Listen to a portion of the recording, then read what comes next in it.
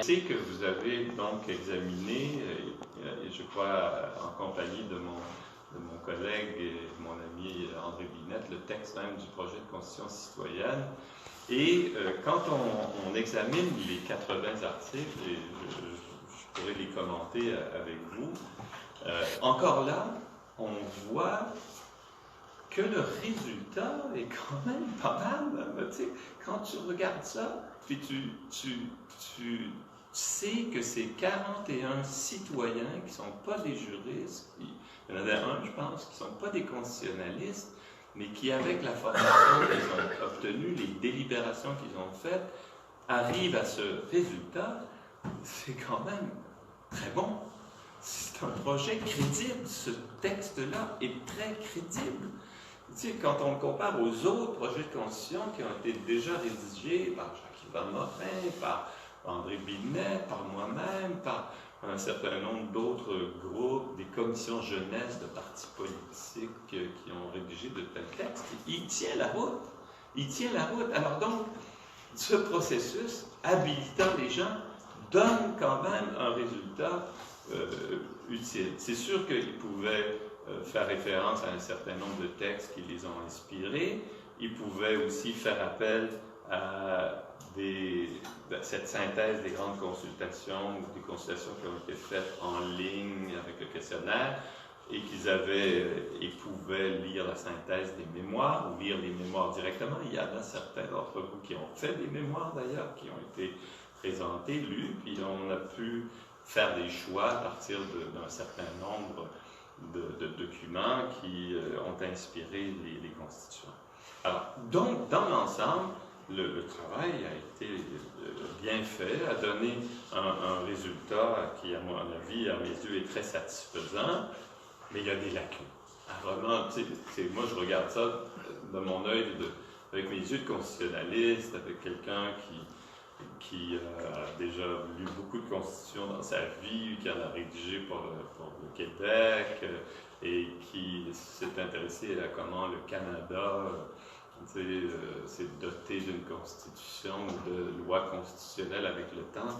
Et quand je lis, par exemple, cette disposition, il y a beaucoup de choses à améliorer, il y aurait beaucoup de choses à modifier pour que ce soit un tout cohérent, puis un texte qui vraiment soit meilleur. Tu sais, il est perfectible, ce texte-là, parce qu'à la fin, il pourrait, et le fait qu'il ne soit pas parfait, ou en tout cas toujours cohérent, c'est probablement dû au fait qu'il a manqué de temps, ou qu'il a manqué de ressources pour faire ce qui aurait dû être fait pour que ce texte soit dans un meilleur état, bien que là, je veux vraiment le rappeler que c'est très satisfaisant comme résultat.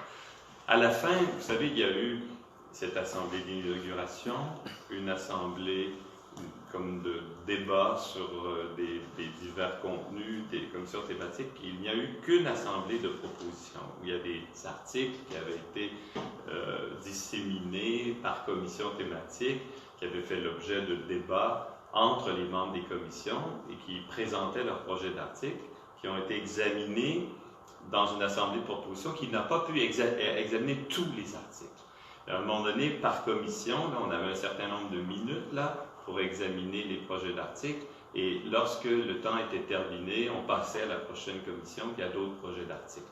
Donc, dans la vraie vie, ce processus-là, on l'épuiserait, on prendrait des votes sur chacun des articles, ce qui n'a pas été fait. Et dans la délibération en ligne, ce processus-là a été complété, tous les articles ont pu être étudiés, il y a des discussions qui ont eu lieu en ligne, et qu'il y a des gens qui ont été capables d'exprimer leur accord, leur désaccord, qui ont pu proposer des amendements. Quand il y a eu des amendements, il y a eu des votes sur les amendements.